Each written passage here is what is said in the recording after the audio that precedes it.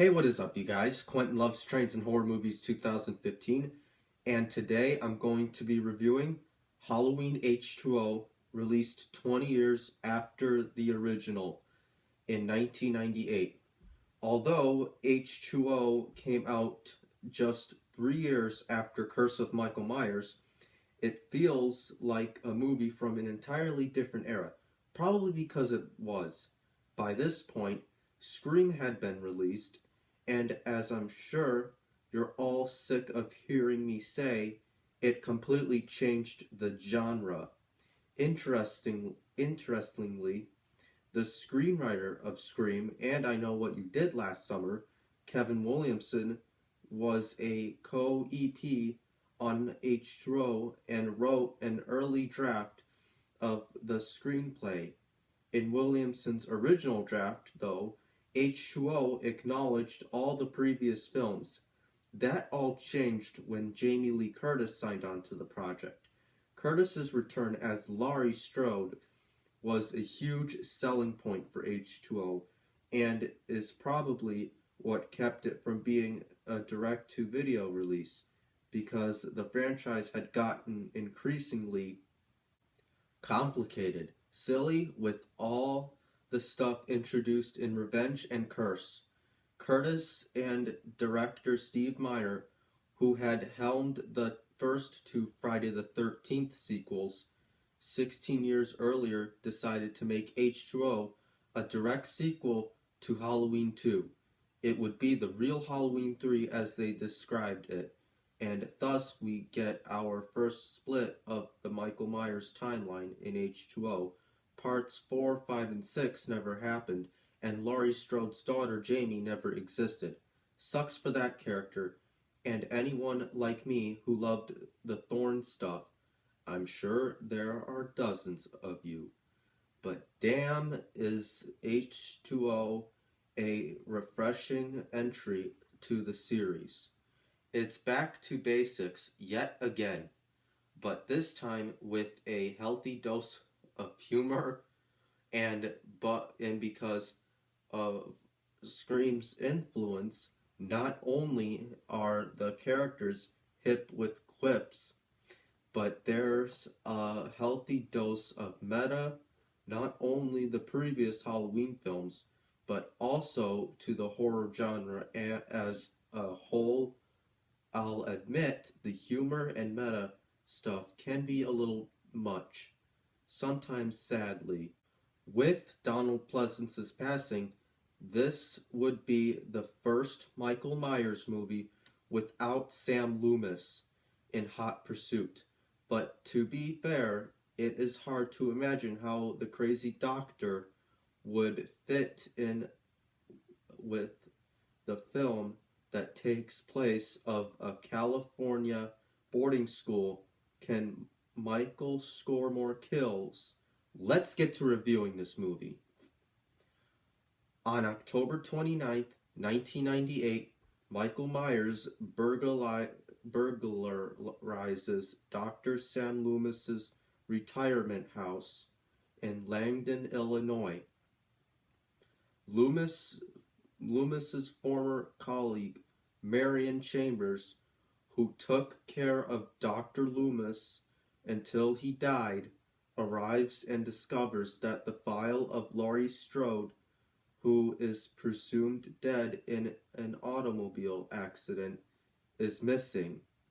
Michael murders her teenage neighbor Jimmy, and his friend Tony before leaving the house with Laurie's files. In Summer Glen, California, Laurie, having faked her death to avoid Michael, lives under an assumed name, Carrie Tate. Having a career as the headmistress of Hillcrest Academy, a private boarding school, Laurie is also in a relationship with Hillcrest guidance counselor Will Brennan. However, Laurie is far from happy as the tragic events from 1978 still haunt her. She lives in fear that her brother may return for her. While a woman and her daughter are at a rest stop, Michael steals their car. At the academy campus, the students leave to attend a school trip to Yosemite, leaving only Laurie, Will, security guard Rooney Jones, Laurie's son John, and his girlfriend Molly Cartwell, and their classmates Charlie Devereux and his girlfriend Sarah Wainthrope, who are having a Halloween party in the school basement. Later that night, Laurie reveals her true identity to Will, and realizing that Michael has most likely returned to kill her upon realizing that John is the same age she was when the murders from 1978 happened. Michael, meanwhile, arrives with a stolen old panel truck at Hillcrest and kills Charlie and Sarah. John and Molly are chased by Michael through the school grounds.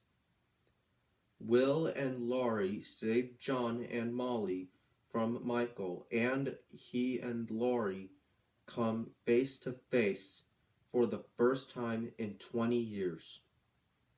Will accidentally shoots Rooney, who had been patrolling the hallway, when he mistakes Rooney's shadow for Michael, and Michael kills Will while Will and Laurie are examining Rooney's body.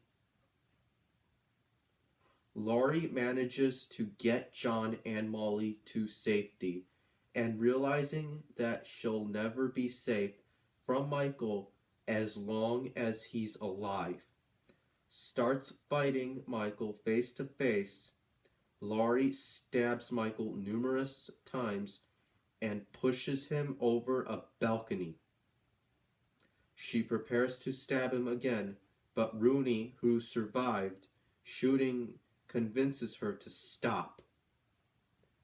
The authorities arrive at the scene, and as Michael is loaded into a coroner's van, Laurie steals the van to kill him for good. Michael awakens and attacks Laurie, who stops, causing Michael to fly through the windshield. Laurie drives the van into Michael, and she proceeds to drive off the road down a steep hill. Laurie tumbles out, and Michael is pinned between the van and a tree. Michael reaches out to Laurie, and they almost touch hands right before she decapitates him with a fire axe. That's it. Halloween H20 came out in 1998, 20 years after the original, and was the first Halloween sequel to make as much money as the original. And I also like to give a shout out to Christian Hannah Horror, Nick the Lost River Drive-In, Pizzal, Lee Drumdums, Brayden Timmons, Nick Push's Horror Channel, Jake Blaster Production, Bud Halloweenverse, Dave McRae, Jimmy Champagne, Zach CZ's World, Mike and Jay We Watched a Movie, and James A. Janice from Dead Meat.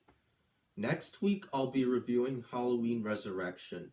Until next time, I'm Quentin Loves Trains and Horror Movies 2015. Please like, share, subscribe, comment below on what you think.